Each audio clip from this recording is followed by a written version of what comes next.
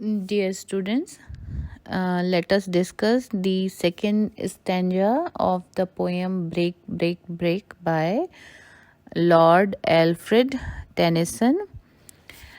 अब हम second stanza discuss करते हैं इस कविता का। और पहला स्टैंजा मैंने इस सीरीज के फर्स्ट वीडियो में डिस्कस किया है, और along with discussing that stanza मैंने इस कविता का इंट्रोडक्शन और बैकग्राउंड काफ़ी डिटेल में उस फर्स्ट वीडियो में डिस्कस किया है। So I will not repeat it here.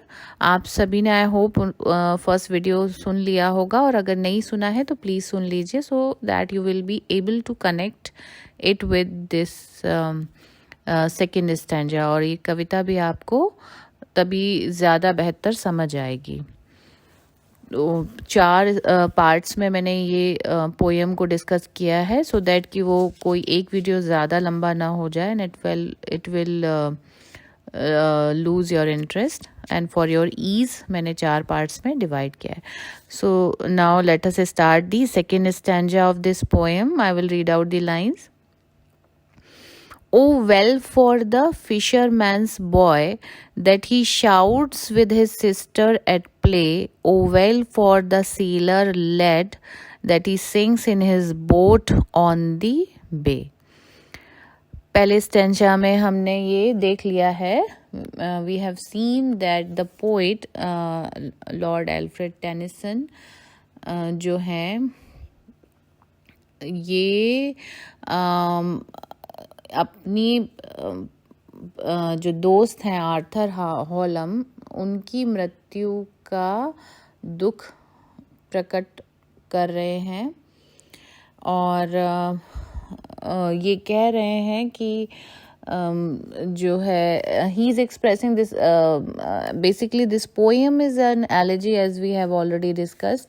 तो in the first stanza we have seen कि the poet is saying that he is unable to express the thoughts or the sad feelings or the sorrow which is going on in his mind, जो कि उनके मन में चल रहा है, उसको वो express नहीं कर पा रहे हैं.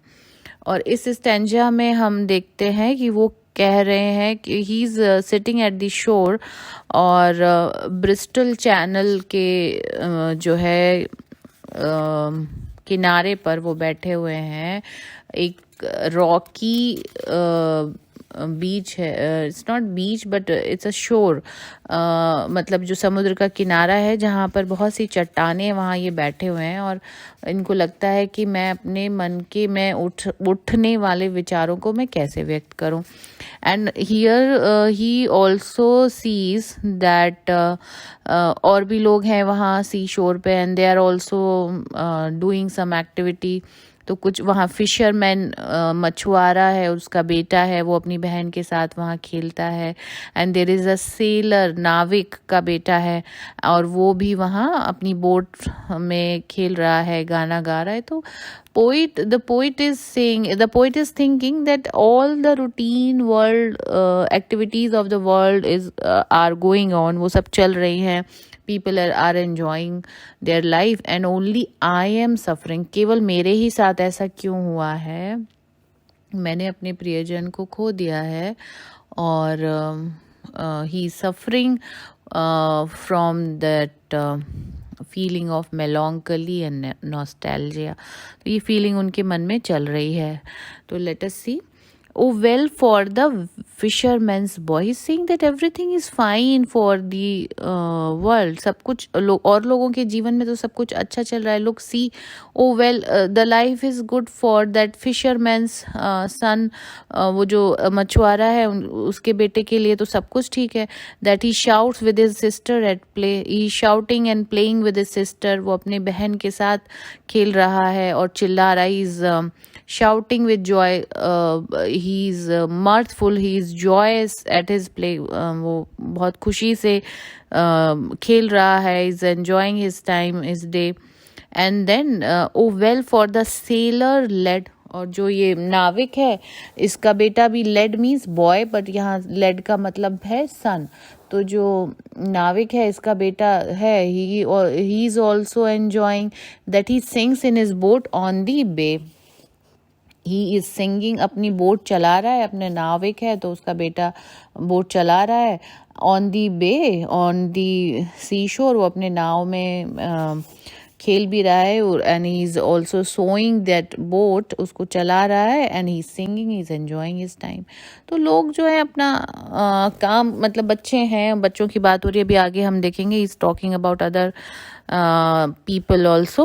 So he's somehow he's feeling jealous or somehow he's feeling left out. उसको लग रहा है कि ये जो है मेरे ही साथ ऐसा क्यों हुआ है, और सिर्फ मैं ही एक ऐसा हूँ who is suffering with grief and sorrow, मैं ही जो हूँ जिसके साथ ऐसा हुआ है, and I am suffering, other people are enjoying their life, वो अपना जीवन जो है वो खुशी से बिता रहे हैं।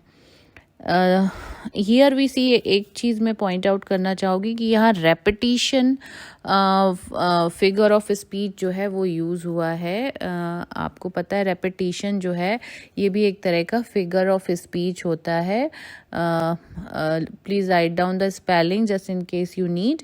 REPETITION, repetition. O well first line की बिगिनिंग में आया है और थर्ड लाइन की बिगिनिंग में भी आया है। तो repetition figure of speech has been used here. You can mention it in your critical comments. आप reference context लिखने के बाद explanation जब आप लिख देंगे उसके बाद आप क्रिटिकल कमेंट्स लिखते हैं जिसमें कि इसमें कौन सी इमेजरी यूज़ हुई है या कौन सा फिगर ऑफ स्पीच यूज़ हुआ है वो आप बताते हैं, तो ये आप इसको पॉइंट आउट कर सकते हैं। So the poet is not able to enjoy the world with the same joy as he used to do when his friend was alive. जैसा जब उनका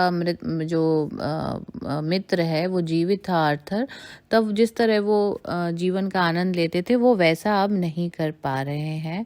For him the world has undergone a tragic change. उनके लिए जो संसार है उसका एक सेड कहना चाहिए इसको, एक उदासी से भर गया है, जबकि he is watching other people enjoying their life, वो देख रहे हैं कि बाकी लोग जीवन का आनंद उठा रहे हैं। तो this is the second stanza of the poem. I hope आपको समझ आ गया होगा, and also share it with your friends in case you find useful. अगर आपको ये एक्सप्लेनेशन यूज़फुल लगती है तो अपने फ्रेंड्स के साथ भी शेयर कीजिए और मेरे चैनल को लाइक और सब्सक्राइब भी कीजिए। It will give me more motivation to make more helpful and useful videos for you. Thank you.